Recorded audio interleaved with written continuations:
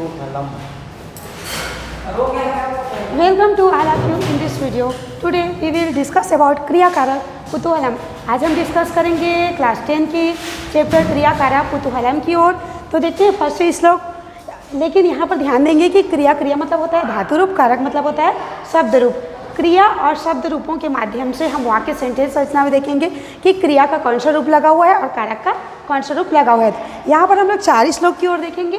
चारों में कारक रचना अर्थात शब्द रूप कर्ता, कर्म, करण, संप्रदान। कर्ता ने कर्म को करण से संप्रदान के लिए, मतलब चतुर्थी विभक्ति तक यहाँ पर यूज किया गया है।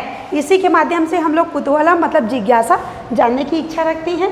चलिए देखते हैं। वैसे कुतूहलम के बारे में आप लोग जानना चाहोगे तो जानने की इच्छा, जिज्ञासा या फिर तो वार्तालाप भी कह सकते हैं। तो इस चैप्टर के माध्यम से हम लोग क्रिया और कारक, धातु रूप और शब्द रूप के बारे में डिस्कस करेंगे। देखिए, उद्यमः साहसं धैर्यं, फर्स्ट श्लोक की ओर देखेंगे।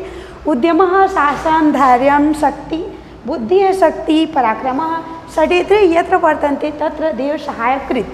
फिर से एक बार देखेंगे। उद्यमः साहसं धैर्यं बुद्धि शक्ति पराक्रमः षडेत्रे यत्र वर्तन्ते तत्र देव सहायकृत। यहाँ पर देखेंगे उद्यमः साहसं धैर्यं बुद्धि शक्ति पराक्रमः, इन सभी में प्रथमा विभक्ति एकवचन का प्रयोग किया गया है। उद्यमः प्रथमा विभक्ति एकवचन, साहसं प्रथमा विभक्ति, धैर्यम ये भी प्रथमा विभक्ति है, बुद्धि प्रथमा विभक्ति, शक्ति और पराक्रम ये सब प्रथमा विभक्ति के अंतर्गत ही आते हैं। तो यहाँ पर हम लोग कारक में देखेंगे कर्ता कारक प्रथमा विभक्ति जिसका चिन्ह होता है ने का यूज कर भी सकते हैं और नहीं भी कर सकते। देखिए, उद्यम मतलब होता है परिश्रम, साहसम साहस, धैर्य धीरज धीरता, बुद्धि शक्ति और पराक्रम। षडेते यत्र वर्तन्ते, जहाँ इच्छा होते हैं। कौन कौन से देखेंगे? परिश्रम, उद्यम मतलब होता है परिश्रम, तो उद्यम या परिश्रम दोनों हम लोग बोल सकते हैं। परिश्रम, साहस, धैर्य, बुद्धि, शक्ति और पराक्रम, जहाँ इच्छा होती हैं। षडेते यत्र वर्तन्ते, जहाँ इच्छा होती हैं वहाँ देखिए, तत्र मतलब होता है वहाँ, देव सहायक, वहाँ देवता भी सहायक होते हैं अर्थात सहायता करते हैं, किसी भी कार्य को पूर्ण करने में हेल्प या सहायता करते हैं। जहाँ परिश्रम, साहस, धैर्य, बुद्धि, शक्ति और पराक्रम, जहाँ इच्छा होते हैं वहाँ देवता भी सहायक होते हैं। सेकेंड श्लोक की ओर बढ़ती है। विनय वंशम आख्याति देशम आख्याति भाषितम संभ्रम स्नेहम आख्याति व पुरा आख्याति भोजनम। एक बार और देखेंगे।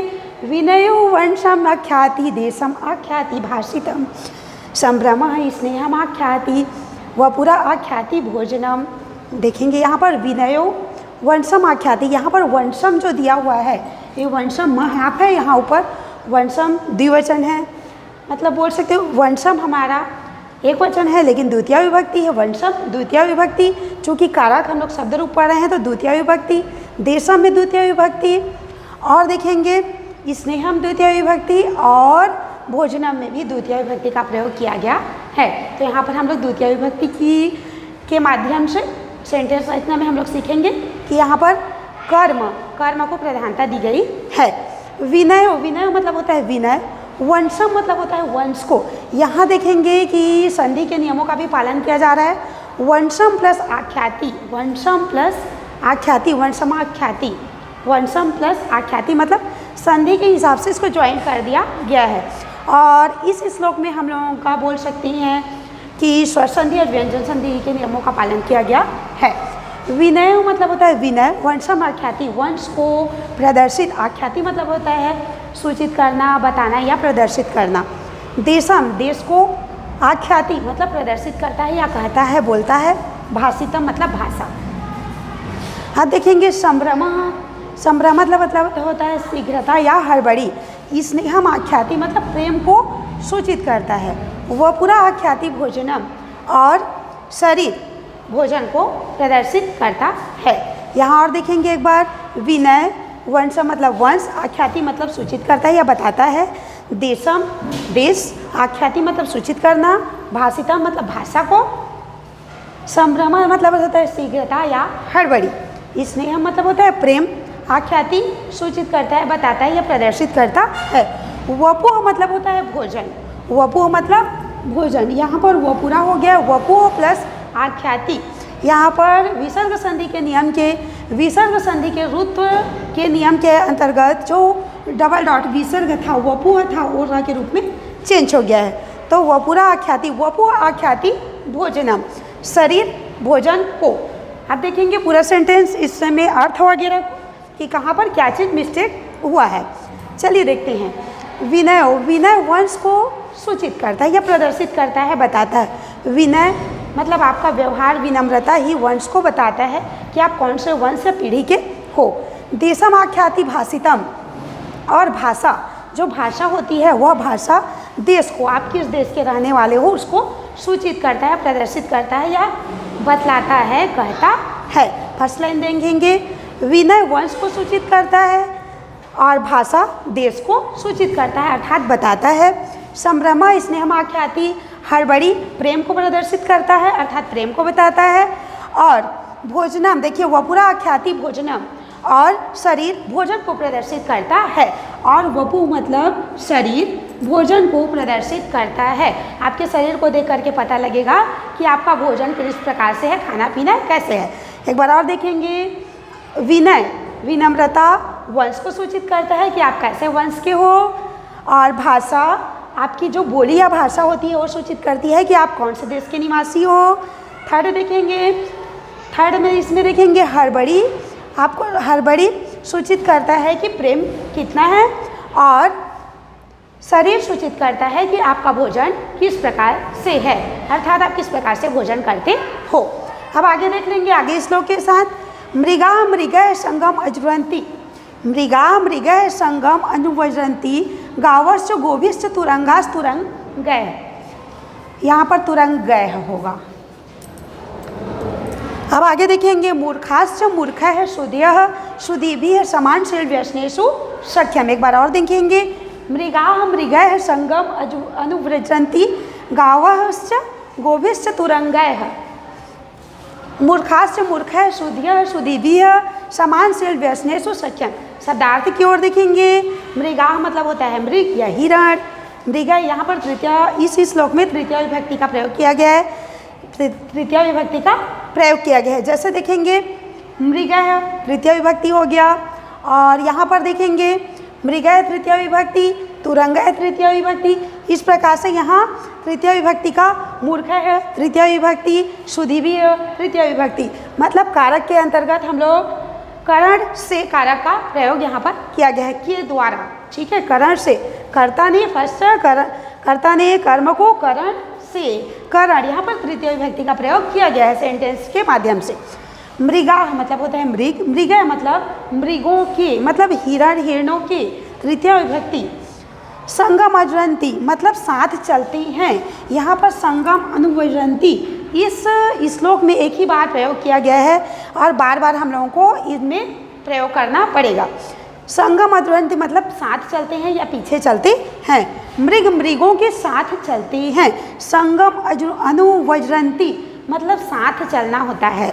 तो मृग हिरण हिरणों के साथ चलते हैं, हिरण हिरणों के साथ चलते हैं। सेकेंड, गावश्च गोभिश्च, गावश्च गोभी है। यहाँ पर देखिए विसर्ग संधि के नियम के अनुसार, सत्व सत्व सत्व विसर्ग संधि के नियम के अनुसार यह जो विसर्ग था गोभी है, जो विसर्ग था वो स के रूप में चेंज हो गया है। तो देखेंगे गावश्च गोभी है मतलब गाय गायों के साथ चलते हैं। गावश्च गाय, गोभी है गायों के साथ चलते हैं। थर्ड देखेंगे तुरंगा, तुरंगा मतलब होता है घोड़ा, तुरंगा है घोड़ों के साथ, घोड़ा घोड़ों के साथ चलते हैं। फिर से एक बार देखेंगे, मृग हिरण हिरणों के साथ चलते हैं, हिरण हिरणों के साथ चलती हैं, गाय गायों के साथ चलते हैं। इसका बार बार यूज करना पड़ेगा। एक बार और देखेंगे, हिरण हिरणों के साथ चलती हैं, गाय गायों के साथ चलती हैं। और देखिए घोड़े घोड़ों के साथ चलते हैं। सेकेंड लाइन, मूर्खाश्च मूर्ख है, मूर्ख मूर्खों के साथ, संगम अनुजंती इसका बार बार हम लोग को यूज करना पड़ेगा। तो देखिए मूर्ख मूर्खों के साथ चलते हैं, और बुद्धिमान, शुद्ध मतलब होता है बुद्धिमान, शुद्धि भी बुद्धिमानों के साथ, बुद्धिमान बुद्धिमानों के साथ चलती हैं। एक बार और देखेंगे, मृग हिरण हिरणों के साथ चलती हैं, गाय गायों के साथ चलती हैं, घोड़े घोड़ों के साथ चलते हैं, मूर्ख मूर्खों के साथ चलते हैं और बुद्धिमान बुद्धिमानों के साथ चलते हैं। अब देखिए क्या कहा जा रहा है, समानशील व्यसनेषु, समानशील एक समान व्यवहार और आदत वालों में, एक समान, समानशील मतलब एक समान व्यवहार और आदत वालों में, व्यसनेषु, व्यसनेषु यहाँ पर व्यसनेषु का अर्थ है समानशील आदत या फिर तो लगाव बोल सकते हैं। यहाँ पर स्पेशल अर्थ में देखेंगे लगाव, समानशील व्यवहार और लगाव वालों में मित्रता होती है। सख्यम होता है मतलब होता है मित्रता। एक बार और ध्यान देंगे इस श्लोक की ओर कि हिरण हिरणों के साथ चलती है, गाय गायों के साथ चलती है, घोड़े घोड़ों के साथ चलते हैं, मूर्ख मूर्खों के साथ चलते हैं, बुद्धिमान बुद्धिमानों के साथ चलते हैं। समानशील और व्यवहार वालों में, समानशील व्यवहार और लगाव वालों में मित्रता होती है। मतलब जो जैसा होता है वो उसी के साथ मित्रता करता है, जो जैसा इंसान होता है वो उसी के साथ मित्रता करता है। अब आगे देखेंगे, विद्या विवादाय धनम मदाय शक्ति परेशान पर पीडनाय अलस्य साधोर विपरीतामेत ज्ञानाय दानाय च रक्षणा। आप ध्यान दिए होंगे, अगर क्लास 9 में अच्छे तरीके से पढ़े होंगे तो ये श्लोक क्लास 9 में भी था। देखिए, विद्या विवादाय, विद्या विवादाय धनम मदाय शक्ति परेशान पर पीडनाय खलस्य साधोर विपरीतामेत ज्ञानाय दानाय च रक्षणाय। देखेंगे विद्या विवादाय, विद्या विवाद के लिए, विद्या विवादाय मतलब विद्या विवाद के लिए। सेकेंड लाइन में एक बार देख लेंगे, खलस से मतलब होता है दुष्ट का, दुष्टों की।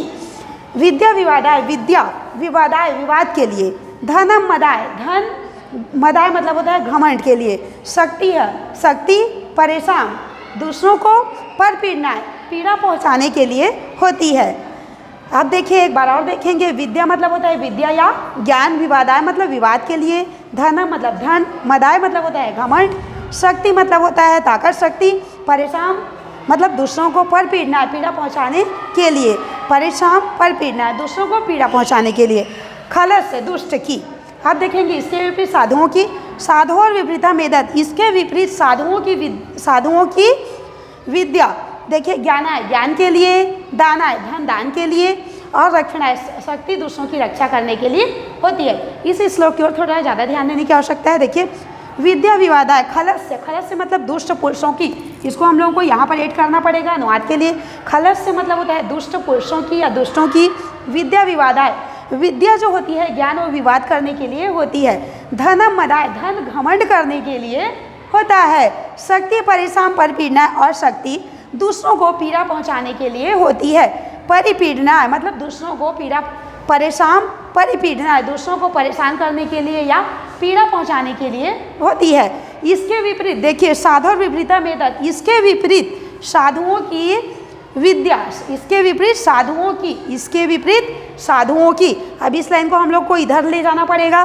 देखिए इसके विपरीत साधुओं की विद्या ज्ञान के लिए होती है, साधुओं की विद्या ज्ञान के लिए होती है। देखिए फर्स्ट में विद्या है, फिर हम लोग का धन है, फिर शक्ति है। तो यहाँ पर विद्या धन और शक्ति को यहाँ पर हम लोग को ऐड करना पड़ेगा। तो इसी प्रकार साधुओं की जो विद्या होती है वो ज्ञान के लिए होती है, साधुओं की विद्या ज्ञान के लिए होती है, और धन जो है वो दान के लिए होता है, और शक्ति दूसरों की रक्षा के लिए होती है। फिर से एक बार देखेंगे, दुष्ट पुरुषों की विद्या विवाद के लिए, धन घमंड के लिए, और शक्ति दूसरों को पीड़ा पहुंचाने के लिए होती है। इसके विपरीत साधुओं की विद्या ज्ञान के लिए, धन दान के लिए, और शक्ति दूसरों की रक्षा करने के लिए होती है। यहाँ पर लास्ट श्लोक में ध्यान देंगे, यहाँ पर कर्ता कारक, कर्म कारक, करक, यहाँ पर संप्रदान कारक अर्थात चतुर्थी विभक्ति का प्रयोग किया गया है। यहाँ पर देखेंगे विवादाय मदाय, विवादाय मदाय, परिपीड़नाय, रक्षणाय, ज्ञानाय, दानाय, ये सब हम लोगों का चतुर्थी विभक्ति के अंतर्गत आता है इसका कारक चिन्ह के लिए। ध्यान देंगे कर्ता ने कर्म को करण से संप्रदान के लिए यहाँ पर चतुर्थी विभक्ति का प्रयोग किया गया है। विद्या विवादाय मतलब विद्या विवाद के लिए, धनम मदाय धन घमंड के लिए। इस प्रकार से यहाँ पर हम लोग आज पढ़े प्रथम विभक्ति, द्वितीय विभक्ति, तृतीय विभक्ति और चतुर्थी विभक्ति का क्रिया कारक कुतूहल के माध्यम से सेंटेंस रचना और कारकों का प्रयोग। तो इस प्रकार से आज का हमारा चैप्टर यहाँ से कंप्लीट होता है। आगे श्लोक की ओर अगले वीडियो में देखेंगे। Thank you.